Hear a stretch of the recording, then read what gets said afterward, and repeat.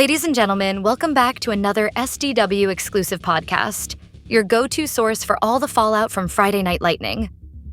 I'm Carly, and tonight we're diving into one of the most chaotic, unpredictable, and game-changing episodes in recent memory. We saw championship gold change hands, shocking betrayals unfold, and the battle lines for SDW Mayhem continue to be drawn. From Stone Dog's declaration of war to unexpected alliances forming, there's no shortage of drama as the war for SDW's future rages on. Who stepped up? Who got left behind? And what does it all mean heading into February's team battle for control? You don't want to miss a second of this breakdown. So let's get into it. All right, so you snagged those tickets to SDW Mayhem, but life got a little crazy and you missed Friday Night Lightning. Don't sweat it. We're diving deep into all the action, from title defenses to shocking betrayals, and even a return that'll blow your mind. And we'll be sure to break down what all of this means for Mayhem on February 28th. Exactly.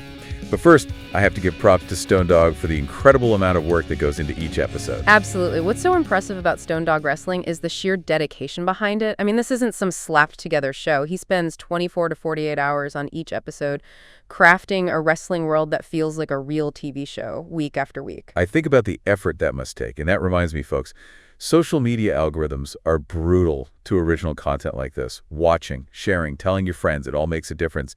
Every view helps Stone Dog keep this awesome show going. I second that. So let's jump into Friday Night Lightning. It all kicked off with Ken Shamrock defending his Extreme title against Braddock Knight. Now, anyone who's seen Braddock in the ring knows he's no pushover, yet Shamrock took him down fast, under 2 minutes, with a brutal display of ankle locks. And that's what I think makes this win so interesting. It wasn't just a win, it was a statement. Shamrock applying the ankle lock repeatedly, immediately, that's a message to the entire SDW roster he's not playing around. Especially heading into Mayhem. Makes you wonder if there's an element of fear there. Like, is he trying to prove something? It's an excellent point. Then we had Ace Crusher's promo. You'll remember he abandoned his tag team partner Brick Grimes during a recent match. Here, he tries to explain himself. He claims he had to walk away to avoid hurting someone, burning a bridge. But something felt off about it, almost rehearsed. Yes, exactly. His words felt calculated, almost manipulative, like he was trying to control the narrative, maybe even trying to manipulate Brick himself. It really makes you question, will Brick buy it? Or will we see these former friends clash at Mayhem? Now shifting gears to the women's division, we had a tag team match with both the world and TV titles on the line, the Disciples. Banshee and Monica took on the Road Warriors, Braze and Frost. And this match was pure chaos. Weapons flying, hide-flying moves. They were absolutely demolishing each other. And the ending. Down to the wire, Frost pinned Monica with just 1 second left on the clock. Think about the strategy there, to capitalize on that chaos and snatch the victory at the last possible moment. It's a huge shakeup in the women's division. Frost is your new women's world champion, and Blaze takes the TV title. I'm curious to see what this means for their momentum going into Mayhem. Well, speaking of momentum, we have to talk about Dizzy. He faced the powerhouse Rust Russell in a #1 contenders match for the U.S. title. Now, Dizzy's known for his technical style, but even I was surprised by his performance. He was relentless, especially with that Colorado Sunrise submission hold. He had Rust tapping out in no time. And this is where a deeper dive gets interesting. The Colorado Sunrise is no ordinary hold. It's a variation of a double wrist lock designed to target both the shoulder and elbow joints. It requires incredible precision and leverage.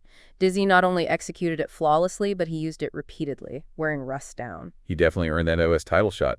But can his technical skill overcome the raw power of the reigning champion? That is the big question, isn't it? It's a classic David and Goliath story heading into Mayhem. Then we had a clash of titans, all about securing a spot on the Mayhem teams. Roman Reigns representing Team Sweet versus Kane representing Team Khan. We're talking legendary figures here. And with Team Sweet already boasting CM Punk, Brick Grimes, and Roman Reigns, the stakes were incredibly high for Kane. The match was a back-and-forth battle with both guys showcasing their signature power moves. But there was definitely a psychological element at play, too. You know, Paul Heyman was lurking at ringside, and Bobby's officiating was, well, questionable, to say the least. Oh, yeah. Heyman's presence was definitely designed to distract Kane, giving Reigns an edge, and Bobby. Well, let's just say his impartiality is up for debate. For sure, but in the end, it was Kane who emerged victorious, securing his place on Team Khan. I'm wondering, what does this win do for Team Khan's momentum heading into Mayhem? That's what I find so compelling about this. It really throws a wrench into the predictions. Team Sweet was looking dominant. Now with Kane joining Alexa Bliss, it's anyone the game. Okay, now we have to talk about the SDW TV title match. It was a 2 out of 3 Falls Grudge match between Painkiller and the Champion Reaper. and this feud has been brewing for weeks. Ever since Painkiller's surprise debut, he's been a thorn in Reaper's side, challenging his authority, costing him matches. But Reaper's a veteran. He wasn't going to let this newcomer push him around. The 2 out of 3 falls stipulation just added to the intensity. Each fall was a battle. Absolutely. We saw brutal moves, high-flying action, even Reaper resorting to his signature poison mist. Ugh, that stuff is nasty. But so effective. It makes you wonder if Painkiller has underestimated Reaper's willingness to bend the rules. Totally agree. Reaper may have retained his title, but this rivalry is far from over. Painkiller wants that championship, and he's shown he's willing to push his limits to get it. And now for the moment we've all been waiting for. The return of Stone Dog after weeks of silence. He finally addressed the SDW universe. And wow. It was intense. It was more than intense. It was a revelation. Stone Dog revealed that the different personas we've seen from him, they weren't just characters. They were different aspects of himself, different sides of his personality. It was like he was battling these inner demons, trying to figure out who he really was. Exactly. And now he says he's embraced the darkness. He's accepted all parts of himself, and he's ready to unleash his full potential on SDW. And he wasted no time making a statement. He challenged Kane and Alexa Bliss to a mixed tag team match at Mayhem, with Stone Fox by his side. Think about what this means for the power dynamics within SDW. Stone Dog joining CM Punk, Brick Grimes, and Roman Reigns on Team Sweet. That's a formidable force. But just as Stone Dog was laying down the challenge, he was interrupted by Eddie Kingston. And Kingston was not happy about being left out of the conversation. He demanded a match against Stone Dog right then and there. And Stone Dog, well, he never backs down from a challenge. So we got an impromptu hardcore match. And he was brutal. Light tubes, fists, anything they could get their hands on. This is what makes Stone Dog's return so fascinating. He's embracing a more hardcore, more violent style. It's like he shed his old skin and emerged as something darker. And he won. His first official victory since returning as himself. Which sends a message. Stone Dog is back, and he's more dangerous than ever. But what does that mean for Mayhem? What will this new Stone Dog unleash? And we still have one more match to cover. The tag team title match between the Usos and the reigning champions, the Maniacs. Now the Maniacs, Joink the Clown and Basket Case, have been a surprising force in the tag team division. Their unorthodox tactics and chaotic energy have thrown off even the most experienced teams, but the Usos are one of the most decorated tag teams in SDW history. They weren't going to let their legacy be tarnished by a couple of clowns. The match was a whirlwind of action with both teams pulling out all the stops. We saw high-flying moves, power slams, near falls, even some classic clown shenanigans. The energy was incredible. It was back and forth the entire time. But in the end, time ran out before either team could get a decisive victory. It was a time limit draw.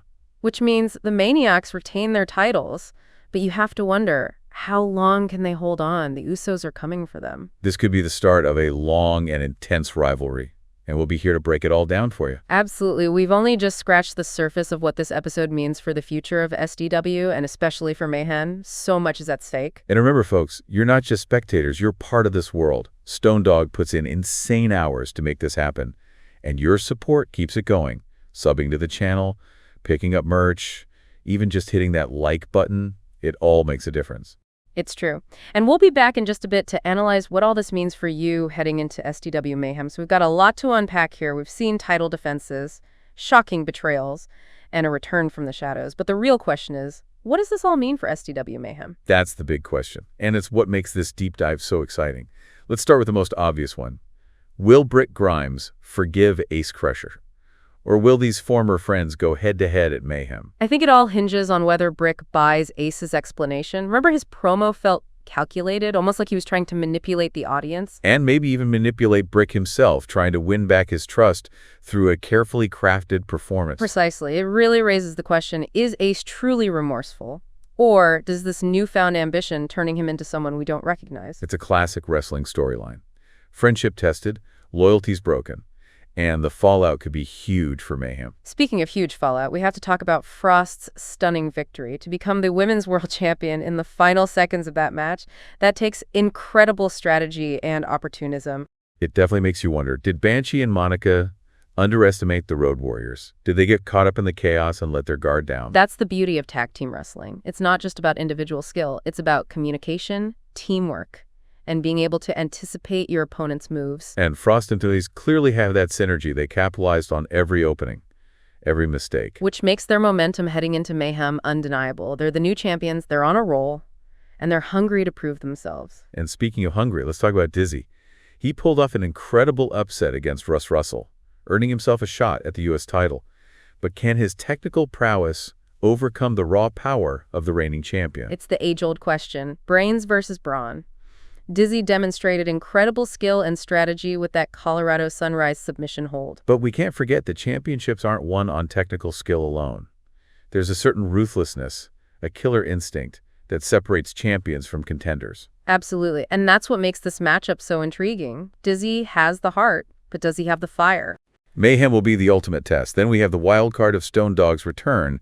His challenge to Kane and Alexa Bliss for a mixed tag team match throws a wrench into the whole Mayhem landscape. Team Sweet was already a force to be reckoned with. CM Punk, Britt Grimes, Roman Reigns. And now with Stone Dog and Stone Fox added to the mix, it seems almost unbeatable. But let's not underestimate Team Khan. Kane's victory over Roman Reigns proves he's still a top contender. And Alexa Bliss. Don't let her sweet demeanor fool you. She's a master manipulator, and she could easily turn the tide of the match. This is what I love about SDW, the constant surprises, the shifting alliances, the blurring of lines between good and evil. And with Stone Dog embracing this darker side of himself, who knows what he's capable of? It makes his mixed tag team match at Mayhem even more unpredictable. Will this newfound aggression lead him to victory, or will it consume him entirely? Speaking of unpredictable, we have to revisit Reaper retaining his SDW TV title against Painkiller. That match was brutal. It showed us just how far Reaper's willing to go to keep that championship. That poison mist is no joke. It's a reminder that he's not afraid to play dirty, to bell the rules. But Painkiller showed incredible resilience. He didn't back down, even when faced with those underhanded tactics. It makes you wonder, will Painkiller adapt his strategy for a potential rematch at Mayhem? Will he find a way to counter Reaper's dirty tricks? And then there's the chaotic reign of the Maniacs. They managed to hold on to their tag team titles against the Usos, but it was a close call. Those guys are a force of nature.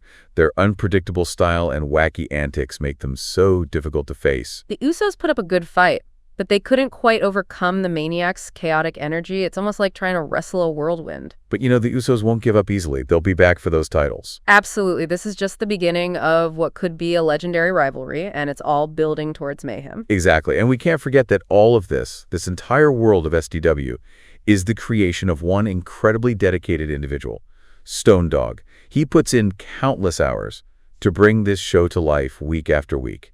It's a testament to his passion for wrestling, his creativity, and his commitment to entertaining his fans. And that's why it's so important to support him, subscribing to his channels, sharing his content, spreading the word. It all makes a difference. It's about more than just watching a show. It's about supporting a creator's dream and being part of a community that celebrates passion and originality. So we've talked about the matches, the rivalries, the storylines, but now I want to hear from you. What stood out to you from Friday Night Lightning? What are you most excited to see unfold at SDW Mayhem? You know, it's amazing what Stone Dog has created here. Not just the matches, but the community around it. It's so interactive. You've got watch parties on Twitch, fun sound bites, merch. It's an experience. It really is. And you know what's so cool? He's one guy putting in insane hours to make it all happen. So subbing to the channel, grabbing some merch, even just liking a video, it goes a long way. Yeah, I think that's more important than ever these days. Supporting creators directly helps them keep making the content we love, without relying solely on those fickle algorithms. Couldn't agree more. Okay, before we get too deep into the philosophy of internet content creation, we have to leave you with one of our classic, thought-provoking questions to ponder before Mayhem. Oh, I love this part. Okay, so we've seen Stone Dog embrace this darkness within himself, but what does that really mean? Right, it's given him a new edge in the ring. We saw that against Eddie Kingston. But is this darkness a source of power, or will it eventually consume him? That's the question, isn't it? Will it lead him to victory at Mayhem, or will it be his downfall? Will he be able to control it, or will it control him? And how will it affect his relationships with his Team Sweet allies? Will they be able to trust him? Will they become targets of his aggression? That's what makes Stone Dog such a compelling character. He's complex, he's unpredictable, and he's constantly evolving. And that's what makes SDW so exciting to watch. So as you gear up for SDW Mayhem on February 28th, think about that. What does Stone Dog's darkness mean to you, and what are you most excited to see unfold? Make sure you're tuned in, because it's going to be epic. Absolutely. And don't forget to check out Stone Dog Entertainment on YouTube, Twitch, and Facebook. Every view, Every share, every comment helps keep this incredible show going. Because when you support creators like Stone Dog, you're not just watching a show, you're becoming part of something special. A community built on passion, creativity, and a love for wrestling. And that's what the deep dive is all about. So until next time, keep exploring, keep questioning, and keep diving deep. To AMAS. What a night, what a show, and what a chaotic road to mayhem. We saw new champions crowned, rivalries explode, and unexpected twists that have left us all wondering, what happens next? With only a few weeks left until SDW Mayhem, the stakes have never been higher. And after what we saw tonight, it's clear that anything can happen in SDW. Will Stone Dog and his team be able to fight back against Tony Khan's new authority? Will the champions hold on to their gold with all these hungry challengers closing in? And what's next for those who made major statements tonight? We'll find out soon enough, but until then, make sure to follow, subscribe, and stay connected because SDW isn't slowing down anytime soon. I'm Carly, and this has been another SDW exclusive podcast. See you next time.